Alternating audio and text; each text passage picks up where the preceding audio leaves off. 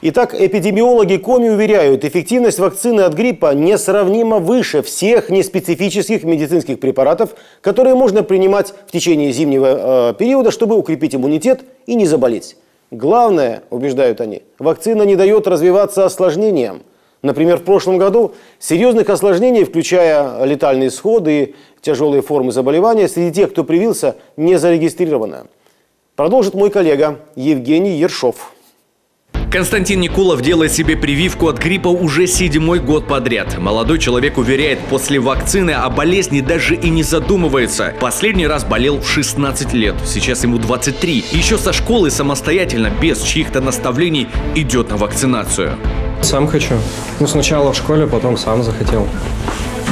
Как бы беспокойся о своем здоровье. Что касается 3-й Сыктывкарской поликлиники, здесь уже привито 9,5 тысяч человек. До конца ноября здесь сделают прививку 24 тысячам горожанам. Руководство учреждения уверено, с планом справятся. Люди сами, без каких-либо лекций о плюсах вакцинации, идут на прививку, а плюсов немало.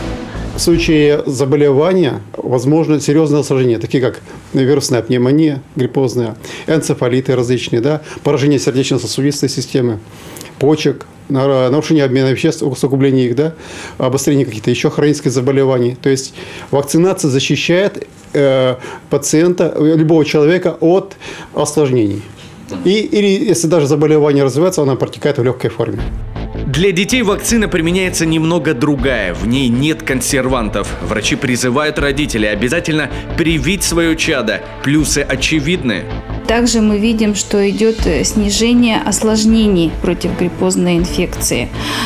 Снижение детей, маленьких детей, в частности, до года, например, те, которые привиты, они переносят более в легкой форме и справляются с этой инфекцией за короткий период. Видим это. В то же время идет снижение заболеваемости пневмониями. Тоже отмечаем у себя. И тоже ставим это как заслугу, как вакцинация против гриппа.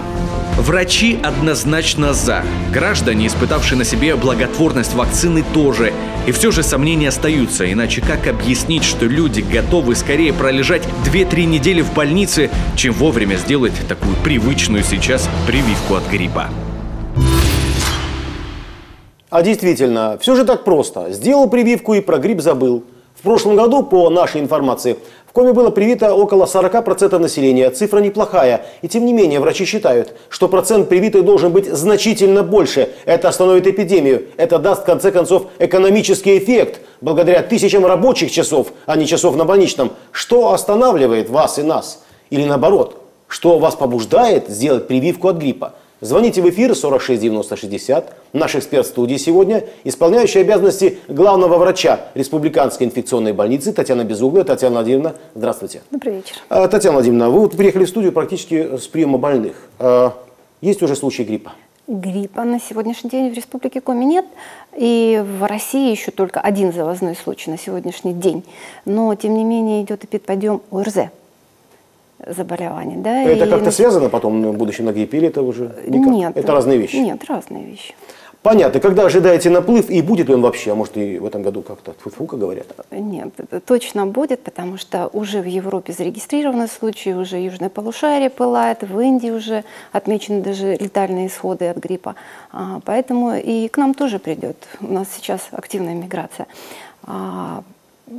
Я думаю, что к концу декабря, как в прошлом году просто вот с 50-й недели года, это где-то с начала декабря и в середине декабря была огромная эпидемия. Понятно. Давайте мы поясним нашим телезрителям некую логистику, как организована вакцинация. Итак, человек решил сделать прививку. Куда идти, какие справки нужны, может какие-то анализы нужно сдать. Давайте поясним людям, которые решили, правильно, надо. Итак. Нет, ни в коем случае. Всех детей, начиная с 6 месяцев и буквально до школы, институт и все средние учебные заведения, специальные учебные заведения, их прививают по месту учебы. И в детском саду медсестра перед этим осматривает врач, а еще несколько времени до прививки получают разрешение от родителей. Это принципиально важно, должно быть письменное разрешение. Это совершенно. Или отказ. или отказ. Понятно. Да, значит, и в определенный день их прививают, сообщают об этом родителям. А взрослые все или на предприятии. Да, вот сейчас у нас очень многие по организациям выходят, по заявкам организации выходят в поликлинику, поликлиника выходит в организацию и прививает. Тоже с разрешения.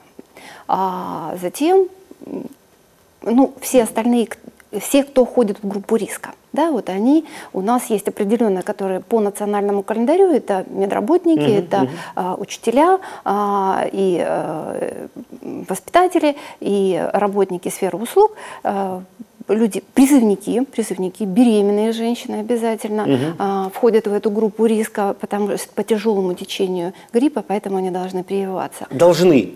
Должны. Это обязаны. Они не могут отказаться. Ну, Я правильно понимаю? У нас все же могут отказаться, потому что прививка дело добровольное. И поэтому, если они отказываются, да, они пишут письменный отказ, и никто их не может насильно привить. Я понимаю. А кто платит за прививку? И вообще это плата? Нет, вот я решил привиться, значит, прихожу куда-то. И достаточно ли вообще сейчас в республике вакцины? Полностью, 100%. На весь национальный календарь у нас поступила вакцина взрослой и 50% пока детской. Хватает, достаточно. У нас уже 30% от тех, кто запланировал, были привиты сейчас. Это уже. вот та самая группа, о которой вы говорили? Да. Да, в понятно, нее входят также и больные хроническими заболеваниями, да, и сердце, и печень, там, и легкие. Все они стоят на учете, терапевты их включают в календарь, перечень, да, в перечень, и они прививаются. Они приходят в поликлинику, их приглашают даже участковые терапевты. Они приходят в поликлинику, там их осматривает фельдшер, и тут же делают прививку. Человек может купить свою какую-то вакцину, прийти в поликлинику, в аптеку, выбрать ее, да, и прийти со своей. Есть у нас некоторые пункты по продаже, но они не дают в руки, потому что там должна быть определенная холодовая цепь, потому что мы не знаем, например, несет он в руке или несет он... Они отправляют потом купленное им? Да, они оплачивают прививку, если они хотят какую-то более импортную или еще, не знаю... Невероятную. Да, невероятно. Они ее закупают, привозят в поликлинику им, и им там же делают в прививочном кабинете совершенно... не оплачивая прием, не оплачивая. Сегодня в программе «Время новостей», в наших новостях телеканала Югрен, буквально перед нами, моя коллега Ольга Коняева сообщила о том, что есть 2 передвижных пункта в Сыктывкаре огромных, где делают прививки. Там их делают бесплатно? Бесплатно. Бесплатно. Необходимо только медполис и паспорт с собой иметь. Ага. А это некая такая акция, организованная Минздравом Республики? Да, конечно, для популяризации вакцинации. А до какого времени вот эти вот 2 больших пункта передвижных будут работать? На сегодняшний день точно сообщается, что до конца октября, а до конца ноября мы должны закончить всю вакцинацию, потому что мы ждем эпидподъема. В эти передвижные пункты могут прийти жители не Сыктывкара? Могут. Могут с медполисом, с паспортом. И это будет совершенно бесплатно? Совершенно бесплатно. Понятно. То есть вот этот момент очень важен принципиально с точки зрения финансовой, чтобы не было этих вопросов. Нет. У нас есть телефонный звонок. Здравствуйте, мы слушаем вас. Здравствуйте, я вот хотел задать вопрос. А вот эти выездные вакцинации, они законы также регулируются, как и поликлиники законодательством? И второй вопрос хотел спросить. Если я с маленького поселка, как вообще должна происходить вакцинация? Понятно. Выездная. Спасибо большое, Татьяна. Да, конечно, понятно. Вот выездная конечно. происходит, а насколько она законна? И если видели, то это машина, которая арендована, да, у станции переливания крови. Да. Там полностью соблюдены все условия стерильности, чистоты. Там обязательно фельдшер, который осматривает и опрашивает наших жителей, и делает квалифицированная медсестра, поэтому все законно. Хорошо. Второй вопрос был у молодого человека. Есть ли маленький поселок, да, или село? Где там? Там, конечно, есть и фельдшерско-акушерские пункты, обязательно есть. Или, ну, я думаю, что не надо ехать в ЦРБ. Обязательно есть на фельдшерско-акушерском пункте, там, где есть фельдшер, там и есть вакцинация. Предположим ситуацию. Значит, вот та самая выездная вакцинация. То есть приезжает некая организация, говорит там медицинская, там, в какое-то предприятие, в организацию, на завод. Говорит, мы готовы вам организовать вакцинацию. Вот, пожалуйста, завтра там вот в этом уголке, в Красном, мы там организовать это все готовы. А что нужно проверить у этой организации, насколько она легально все это делает, законно, и вообще эти вакцины, а не что-либо другое, что-то дурное, что колоть человеку нельзя? Нет, ну если у них есть лицензия на осуществление медицинской деятельности по вопросам вакцинопрофилактики, то все это законно. Они нигде не получат какую-то непроверенную вакцину. Понятно, то есть лицензия, это уже главное, это основание для того, чтобы все нормально с этой организацией, все в порядке. На сегодня, уважаемые друзья, привилось почти 15% населения республики, рекордсмен почти 40%, Усть-Куломский район. Давайте узнаем, как район организовал эту работу у главного врача Усть-Куломской центральной районной больницы Ирины Княгницкой. Ирина Васильевна сейчас на связи с нами. Ирина Васильевна, здравствуйте. Добрый вечер всем. Да. Ирина Васильевна, скажите, пожалуйста, какие аргументы побуждают ваших людей делать прививку? Вот какие аргументы? Как вы их убеждаете? Какие аргументы? Ну, я считаю, что на сегодняшний день, кроме нашей территории, многие уже лечебные учреждения республики. Мы выделяем вас, вы рекордсмены. 50% барьера вакцинации, конечно, со стороны Минздрава Республики Коми осуществляется строгий ежедневный мониторинг хода вакцинальной кампании. Ну, а что касается нас, то на сегодняшний день процент привитости населения в территории составил 63,2%. Уже 63. Ну, от подлежащего населения. Это в совокупности взрослого и детского населения. Значит, по взрослому населению у нас привито 70%. Думаю, что вакцинальный комплекс в отношении взрослого населения завершится в течение 10 дней. Что касается детского населения, то поставка вакцин была на 50%.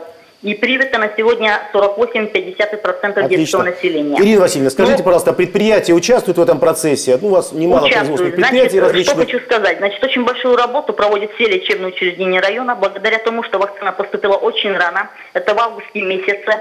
К тому же первым моментом явилось то, что мы сами осуществили самовывоз вакцины со склада Губгарта. Очень рано была на уровне муниципалитета проведена санитарно-эпидемиологическая комиссия. И очень активную работу проводят все участковые службы самой территории. То есть у нас выходы в предприятия, организации, согласовываются графики, когда можно подойти. К тому же одно крупное лесозаготовительное предприятие, они сами осуществили закуп, это 267 доз вакцин. Отлично. Это даст больший процент удельный вес от совокупности населения. Ирина Васильевна, у меня к вам еще один буквально... Я хочу сказать, что та заболеваемость, которая была в предыдущий эпидсезон, они все-таки показали свою значимость и необходимости проведения вакцинального комплекса. Скажите, пожалуйста, у вас есть, Ирина Васильевна, статистика такая? Ну вот вы сейчас сказали, значимость есть. Статистика есть, что вот зависимость заболеваемости от количества привитых? Конечно, есть. Я, например, могу сказать самих даже медицинских работников. То есть те, которые в том году, была у нас статистика по медицинскому персоналу, те, которые у нас в том году не привитые были, в этом году уже и переболели, они сильнее болели, и были и бронхиты, и пневмонии. Вот. В этом году мы в августе начали именно с медработников, привились те 30 человек, которые в предыдущие года не прививались. Ирина Васильевна, спасибо вам за эту информацию. Я желаю здоровья, конечно, вашим коллегам, и чтобы у вас успешно завершилась ваша кампания по вакцинации, которую вы так успешно и удачно, рекордно начали. Ирина Васильевна, спасибо за участие в программе. Спасибо, до свидания. Всего доброго. Спасибо вам, Татьяна Владимировна. Вот такой вопрос. Сказала, вот интересная цифра, действительно, уже почти 70%, да, там у них доходит. А сколько бы, вот, или это мечта, сколько должно быть привито населения, чтобы не было эпидемии? Мечта – это всегда минимум 95%. Мы же побороли, да, вот инфекции, те, которые корь, краснуху. Да, именно благодаря этому. Именно благодаря цифре 95. 95%. А давайте вспомним все-таки, Татьяна Владимировна, страхи, которые останавливают людей в решении привиться от гриппа. Вот давайте возьмем аргументы против, почему люди не хотят. Итак, вот я буквально зачитываю информацию. Не делаю прививку, потому что она не спасает от заболевания. Все равно же люди заболевают. А если заболевают, зачем прививаться? Она предотвращает именно тяжелое течение. Пневмонии, первичные, вирусные, те, которые практически не лечатся. И если даже мы спасаем этих людей, то затем хронические заболевания легких, очень тяжелые, которые приводят к инвалидизации. Раз, да, от тяжелых менингоэнцефалитов, и, которые перечислял доктор в сюжете. Да, вот это, конечно, мы предотвращаем именно осложнение тяжелого течения. Есть еще один у нас телефонный звонок, как раз связан с опасением нашего телезрителя. Давайте послушаем. Здравствуйте, мы слушаем вас. Здравствуйте, у меня вопрос. Можно ли делать прививки людям с иммунными заболеваниями, например, ревматоидный полиартрит, бронхиальная астма и тромбоцитопения лекарственная? То есть, когда иммунная система у человека немножко ослаблена, да, получается?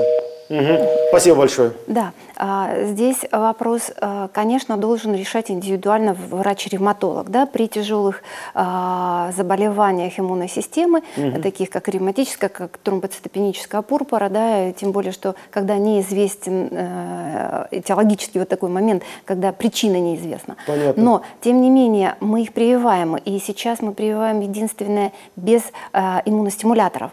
Они же получают иммуносупрессивную терапию, та, которая подавляет их иммунитет. А здесь, в нашей вакцине, в нашей российской вакцине, которую на сегодняшний день прививаем, да, Сувигрипп, в ней есть иммуностимулятор. Потому что очень низкая доза антигена, которая должна выработать иммунитет. Вот им мы советуем импортную, или наша есть уже вакцина, которая без иммуностимулятора. Вот они прививаются этой вакциной. Есть еще страхи. Спасибо вам за ответ. Еще один страх, да, еще один аргумент против. Побочные эффекты. Покраснение в месте укола, припухлость, температура, головная боль. Особенно вот один человек написал, особенно проблему аллергиков. Там же немногим можно аллергикам. Как ответите на эти страхи? Только при тяжелом течении к белку куриного яйца. Да, потому белок что куриного яйца, да, если есть аллергия, то... Если есть тяжелая аллергия, то нельзя. Нельзя. Все остальное – это кратковременные явления, потому что мы вводим иммунный препарат, который должен наработать у нас антитела, да, чтобы бороться затем с тяжелым гриппом. Поэтому может поболеть немножко. Температура незначительная, но это 1, максимум 2 дня, то, что мы должны просто перетерпеть. Все. И то в единичных случаях описано в этой вакцине. Люди, в общем-то, говорят о том, что вот, как вам сказать, ожидание, вот это ожидание того, что ты сейчас заболеешь, тебе же привили там какую-то дозу невероятную вот этого штамма. Вот это ожидание. Или это все напрасные страхи? Я думаю, что это напрасные страхи, тем более в нашей вакцине содержится ровно в 3 раза меньше антигена, чем в импортной вакцине, которую очень любят, а нашу нет. А какие вакцины, кстати говоря, используются? И может ли человек выбрать? Вы сказали, что может, да? Или там выбора нет? Вот, по национальному календарю та вакцина, что положена бесплатно, та, что привезли государство, да, нам обещало, это всегда российские вакцины. Всегда национальные вакцины во всех странах, не только у нас. У нас на сегодняшний день Сувигрипп, да, в прошлом году это был и Гриппол плюс для детей. Но причем у взрослых и детей немножко отличается. Для беременных и детей делается без консерванта, более щадящая вакцина. Спасибо. Тема популярна. Давайте примем еще один телефонный звонок. Вечер добрый, детали дня, мы слушаем вас. Здравствуйте. У меня вот такой вопрос. У меня подруга боится уколов. Есть ли какой-то альтернативный способ вакцинации? Уколы больно. Спасибо. Вот еще один страх. Много лет назад был интранасальная вакцина живая, которую закапывали в нос. Но на сегодняшний день она запрещена к применению. То есть только укол? Только укольчик, к сожалению. Понятно. Ну, какой есть вариант. Да. Так что приходится вот выбрать здесь в данном случае нет. Должен вам сказать, Татьяна Владимировна, что мы накануне программы провели опрос в группе Юргана ВКонтакте. Вот как ответили наши зрители на вопрос, будете ли вы делать прививку от гриппа. Да, как всегда, 18,6. Да, попробую впервые, 2,3. Нет, боюсь негативных последствий, 37 почти. Нет, не помогает, 39,5. Первый раз слышу 2,3. То есть практически уже все люди слышали. Вот как прокомментируете такие результаты? Вот особенно нет, не помогает. Откуда эта информация идет? Потому что, наверное, человек легко заболевает. Люди путают заболевание и осложнение. Я думаю, что не просто заболевания и осложнения, а путают саму группу острых респираторных заболеваний. Да? Всем кажется, что грипп – это то же самое синоним ОРЗ любого. А их много. Парагрипп, аденовирус, много. То есть заболел, но не гриппом? Да. И поэтому им кажется, что сделал прививку, а заболел-то все равно каким-то Зачем я делал ее, да, и все получается. А потом грипп наступает. Просто, к сожалению, у гриппа очень тяжелое осложнение. И вот это нужно учитывать. Понятно. А скажите, пожалуйста, в вашей практике многолетней, вы очень опытный врач-инфекционист республики, были какие-то негативные последствия после прививки? Вот, когда действительно не ожидали, а вот такая ситуация произошла? Ну, я таких последствий не видела. И не слышала ни на симпозиумах наших, ни на конгрессах именно на противогриппозную вакцину. Не было. Не было. Еще один аргумент против. Грипп быстро мутирует. 2-3 месяца уже новый. И уже другой штамм. А я вот тут кололся от этого штамма. Там же 3 штамма гриппа, да? В вакцине. В нашей вакцине, в российской 3 Да. штамма. А он измутировал за 2-3 месяца. Вот ты укололся в ноябре, а в марте другой. Нет, за 2-3 месяца он точно не мутирует. Нужен хотя бы сезон для него. Поэтому чаще всего сейчас вот идет как раз H1N1 пандемический, H3N2 тот, который был в прошлом году. И все это включено в новую вакцину. А ТОСП один раз получил, прививку сделал, на всю жизнь. Здесь каждый год еще один страх. Ну, здесь потому что слабая антигенная стимуляция и потому что мутирует. А ОСПА не мутирует так часто. Поэтому это оказалось проще. Укололся и все, на всю жизнь нет получится. Да. Каждый раз он совершенно разный. А ожидаемый штамм H1N1, он когда-то несколько лет назад был в жутком, значит, испуг перед ним невероятный и ну, просто ужас какой-то испытывали люди. Для кого особенно опасен этот штамм гриппа? Дети, взрослые, там, женщины, мужчины. Как раз вот ту группу, которую включили в национальный календарь. Это и дети раннего возраста, это беременные женщины, которые очень быстро получают осложнения и погибают. Это люди с ожирением, с метаболическими проблемами и люди с хроническими заболеваниями, особенно заболеваниями легких. Вот это та группа, которая должна обязательно прививаться. Понятно. А я правильно понимаю, что в настоящее время, например, у вас в инфекционной больнице уже практически все 100% привиты врачи и люди, которые приходят сейчас в настоящее время к врачам, это уже первая группа, которая немедленно подвержена? Пока у нас не все, потому что работа сменная, и еще не закончили все отпуска, поэтому, но тем не менее, уже 2 дня вакцинации у нас прошло достаточно успешно. Спасибо. Как сообщил нам Роспотребнадзор по Республике Коми, эпидемии не избежать, и будет она достаточно тяжелой. Узнаем детали. На связи с нами заместитель начальника отдела эпидемиологического надзора Управления Роспотребнадзора по Коми Татьяна Плаксина. Татьяна Николаевна, слышите ли вы нас?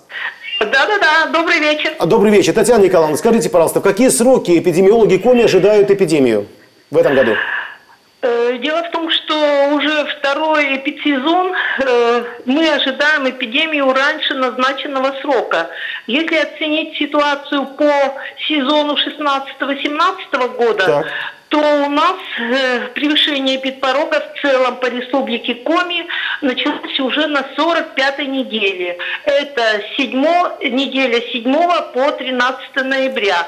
Поэтому я думаю, что и в этом году по нашему прогнозу мы ожидаем эпидемию где-то в конце ноября, начале декабря. Спасибо. Скажите, пожалуйста, Татьяна Николаевна, в каких районах республики ситуация у вас уже вызывает тревогу?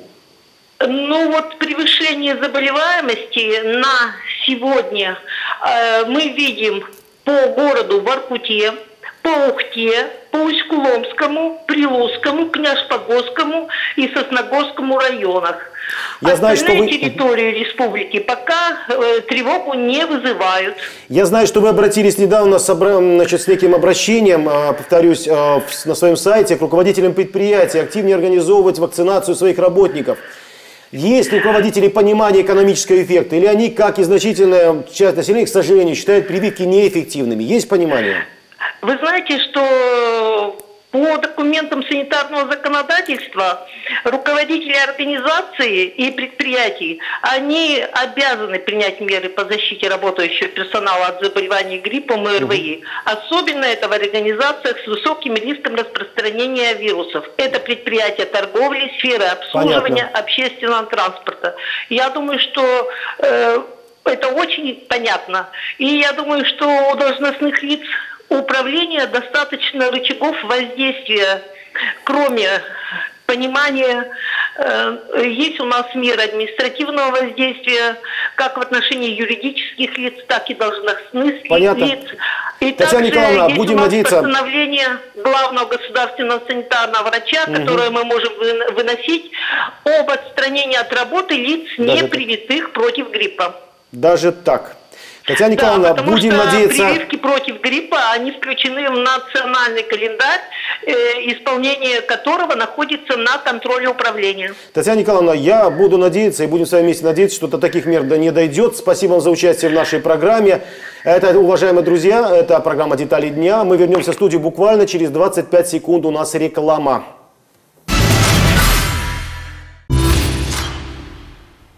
Это «Детали дня». Мы говорим о прививках против гриппа. Многие не делают прививки, предпочитая свои методы профилактики. Какие? Об этом мы спросили у прохожих на улице. Давайте посмотрим.